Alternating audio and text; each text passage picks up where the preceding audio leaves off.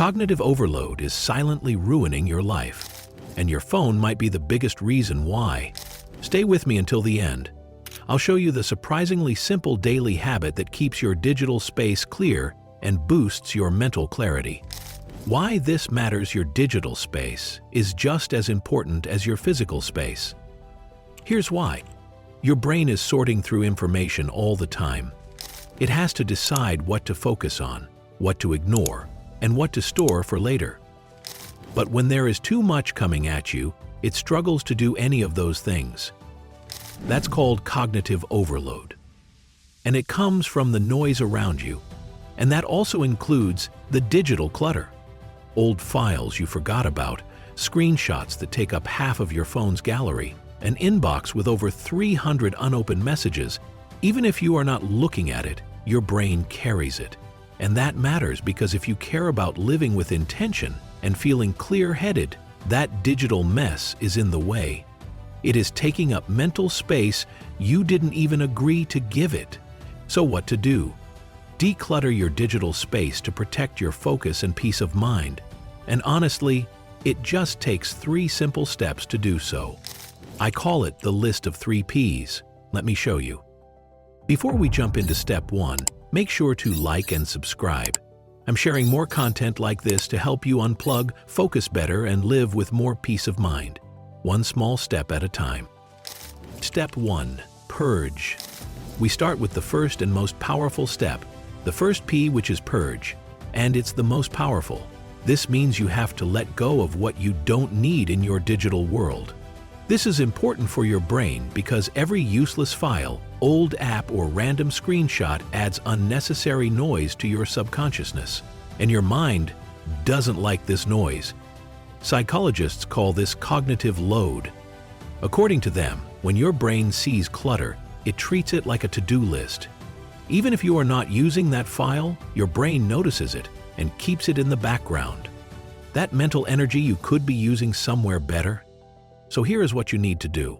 You need to decide what needs to be purged. Start with files that serve no purpose anymore. This includes old resumes, expired documents, or school assignments. The rule here is that any stuff you have not opened in more than a year needs to go. These things just sit there and create mental friction. They remind your brain of things long past, and that adds weight. So let them go. Then there are the downloads, things that you don't even remember downloading or reports you opened once. It also includes ebooks you never read. It may seem like they don't take up any space, but they do. They crowd your storage. Deleting them gives your mind fewer things to filter through. Unused apps should be next. You see, every app on your phone or laptop is an open loop. Even if it is not running, your mind registers it. That's how we are wired. And if you are not using it, it is just background clutter. So, you need to clean it out. If you haven't used an app in more than 2 months, just delete it. Then check your old emails. Press the delete button if they have no meaning anymore. This includes ads, reminders, or things that are already done. Now, don't go deleting everything. Some files you are just not sure about, and that's fine. Don't force a decision right away. Instead, what you can do is move those into a folder called Review Later. That will be like your safety net. It will keep your purge moving without risking something important. This way, your mind stays focused instead of getting stuck in worry. Also, keep anything that is legal, financial, or emotionally meaningful. These things have real value, and purging should never mean losing things that matter.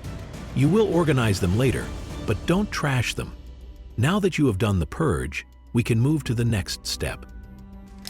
Step 2. Prioritize. Next, you have to deal with what's left, which brings us to the second P, which is prioritizing. Decluttering does not mean you only get rid of things. It also means you have to decide what matters now and what might matter later. You see, your brain likes structure. When things are in clear categories, your mind relaxes, and you don't feel pulled in 1,000 directions. So, sometimes, decluttering means you need to categorize your digital space. So, what kind of categories do you need to make?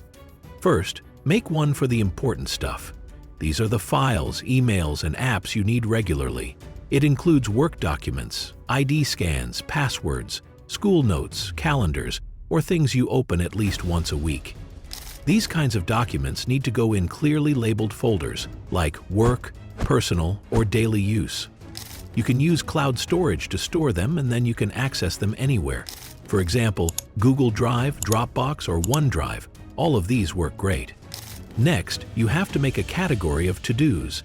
This category will include the things you have not done yet but plan to. For example, it can be unread PDF files, emails you need to respond to, or any files to fill out or review. You should not mix them with your regular file, otherwise you will end up forgetting about them. For this category, you can create a folder or use a productivity app like Notion. Then you need a category that you name Trash later. It has to include files or downloads you might need for a short time, like receipts, boarding passes, or temporary reports. You don't need to delete them now, but you also don't want them in your main folders.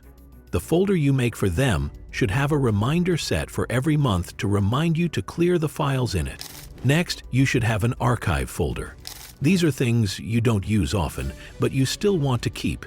It can be old school projects, past tax returns, or finished work reports. Move them to a folder called Archive and keep it separate from your main workspace. But there is another little step here. You can compress these files to save space using tools like WinZip, 7-Zip, or built-in compression on your computer. This tells your brain that this is safe, it's done, and it's not in the way. For photos or videos you want to keep but don't need all the time, you can use cloud apps like Google Photos or iCloud. These store your media without cluttering up your main storage. Just sort them into albums or by year so you are not scrolling forever later. If something does not fit into any of these categories, you have to move it. Don't let it float. Otherwise, you will return to square one. Every file needs a home. That's how you keep digital clutter from building back up. The moment you say, "I will deal with it later," and don't give it a category, it becomes clutter again. Now take a breath. You are doing great.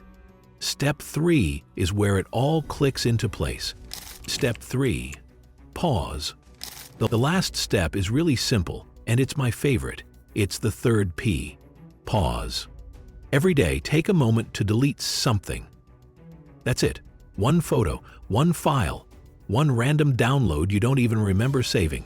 Just delete it. This tiny habit makes a big difference. Not deleting is what got us here in the first place. We save everything just in case and forget about it. That later never comes until our phone is full, our desktop's a mess, and our brain feels foggy. So build this pause into your day. Right after you sit down to work, delete something. Or when you are done for the day and your mind needs to slow down. Or maybe you can do this while you are having breakfast. Just open your gallery and clear out 5 screenshots, pictures, or notes you don't need. It only takes seconds, but it adds up. I love this step because it helps you in so many ways. It lets you clean your space, but also helps you train your mind to let go and stop clinging to every single thing out of habit. When you do this daily, your brain starts learning what really matters and what doesn't. That skill carries over into everything else: how you spend your time, how you choose your priorities, how you deal with clutter in your real life. The more often you pause and clear something, the more you will notice how much random, unimportant stuff you have been holding on to, and the less anxious you will feel about letting go. So don't skip the pause. It might be the smallest step, but it is the one that keeps everything from piling up again. The real benefit of digital decluttering? You get clarity. You stop holding on to what doesn't serve you. You free up energy for what really matters. Now tell me, what little habits do you use to declutter your digital space? Share with all of us in the comments below. Want a little extra help? Download the free 7-day digital detox guide. It's packed with small steps like these to help you declutter your digital life. You'll find it in the pinned comment and description below. Subscribe to my channel for more practical tips to help you keep growing, one small step at a time. I will be back with more soon. Goodbye for now.